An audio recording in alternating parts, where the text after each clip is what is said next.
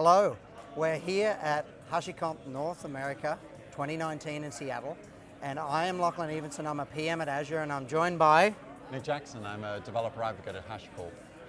Nick. I have been at the booth working on console, answering lots of questions for the last 2 days.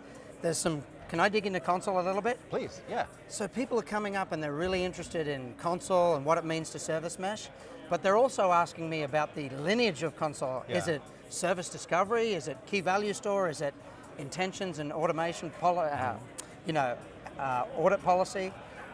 So tell us about the lineage and why that positions console to be a great service mesh. So the truth is, it's kind of all of the things.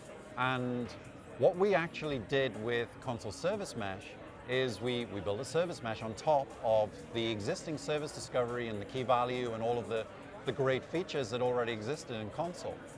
So in terms of like console, server, health checking, all of those kind of really important things which you need for a service mesh, console already had that kind of pedigree. I don't like that word, but you know what I mean, right? Yeah, that heritage, I guess. Heritage is a better word, yeah. So we had, folks were already running tens of thousands of nodes of console, and it was running performant, and it was happily sort of scaling to those workloads.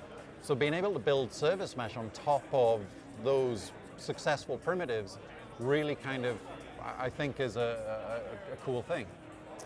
So as part of the console 1.6 announcement and kind of the on-ramp to Console Connect, I noticed that the data plane Envoy was chosen as the data plane. Yeah. Can you take us through why Envoy was a great data plane choice for Console Connect? I mean, two reasons. One, I think Matt Klein and the team who work on Envoy are doing an absolutely terrific job. We look at data planes and you ask yourself the question, right? Could we have built a data plane? Yes. Why? But Envoy is really, really good. It's got all of the capabilities and all of the features that we need. It's proven, it's performant, it's been used by other service meshes. You know, it has its own pedigree, so it's an obvious choice for us to work with another open source project. And so take me through, so we've got Envoy, we've got Console Connect. I really think, one of the things I get asked is, I'm going on this journey from VMs and I want to bring Kubernetes in. It's great that console supports those multiple runtimes. And I know there was the Cloud Pong demo. Can you take us through the Cloud Pong demo and kind of what was happening under the hood there? So the intention behind Cloud Pong is to show that you can have mixed messages flowing back and forwards between two completely different clusters of workloads. So we're using the new gateways feature that we released this summer in console 1.6. What that allows you to do is it allows you to have two completely separate subnets. As long as there's a WAN which can connect your two gateways, you can do service resolution and traffic between one data center, let's say running in Kubernetes, and calling services in your virtual machines, or vice versa. Now, what that allows you to do is it allows you to have actually a really nice way of running both of those things side by side, or actually doing the lift and shift and doing your modernization. I mean, I could literally talk to you all day about that. Yeah. So you get it into Kubernetes, and there was discussion about SMI. Yes. And I know HashiCorp has partnered with Microsoft on integrating into SMI. Why is integrating to SMI important to console? It's incredibly important, and it's all about ecosystem, because you want to be able to give a standard method of configuring your service mesh, and that's the first thing. So from an operator's perspective, if you understand SMI, you can configure many of the features and capabilities of console. But also think about it from an integration perspective. So Weaveworks and Flagger, like great tool, but they don't need to understand the underlying implementation, be it Istio, Linkerd, or console.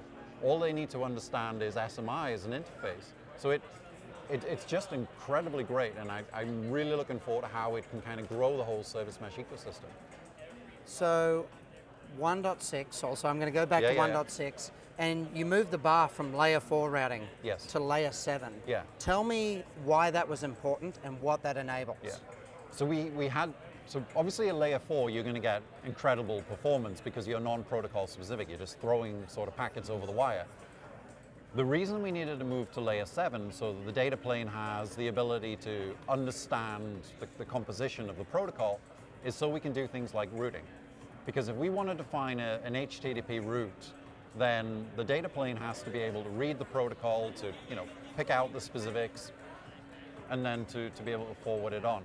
It also gives you the opportunity to have protocol-specific metrics and tracing information. So when the data plane understands the protocol, it's not just going to tell you did something succeed or fail, but it can also tell you, well, did it succeed as in an HTTP 200, or did it succeed as a connection and a request, but actually protocol failed? Right. Totally, yeah. So it gives the user much, much, much richer information on the kind of the operational conditions of the service mesh. Okay, so one more thing. Got to pick your brain about this before I leave. I had a lot of questions around people loving the idea, and Mitchell brought this up when he was on stage. We have multiple Kubernetes clusters that all have the same pod IPs. Yes. And I want to connect these things together. Can you tell me a little bit how I can route from service 1 on one Kubernetes cluster to service 2 on another one that both actually have identical IP addresses under the hood? Yeah. And this is one of the really, really cool features. So you're going to run 2 console data centers. You're going to run, let's say, DC1 and DC2. You're going to connect those 2 things together with the gateways. Now, when it comes to being able to do the routing, you don't need to know specifically where the service is inside of DC2. You just need to know it's in DC2. So then I can use service resolution configured through my central config and maybe even SMI, and I can define and state that any request for, let's say, payments resolves to cluster DC2. The local service has no idea, doesn't care. The routing just happens automatically through the service mesh, which is a really, really, really cool thing. You don't need to worry about flat networks or overlapping IPs or any of that stuff. Now, completely off the wall. Yes. I know you're a gamer. Yes. Tell everybody what your favorite game is. At the moment? Yes. I reckon it's Dragon Ball FighterZ. Dragon Ball FighterZ? Yeah. On the Switch? On the Switch. On the Switch. Yeah. And I'm a big Street Fighter fan. Is my family watching? Because I don't really want to. I wasted most of my education playing Street Fighter 2. And, I think I'm with you there. Probably half the room is with you there. So who's your favorite character if you're at SF2? I always like Ken, yeah. And that's generally due to my limited memory. Once I learn one set of supers, I'm sticking with that character till the death. Well, Nick, thank you very much for joining us and teaching us a little bit more about the inner workings of Consul. Absolute Thank you very pleasure. much. Thank you so much.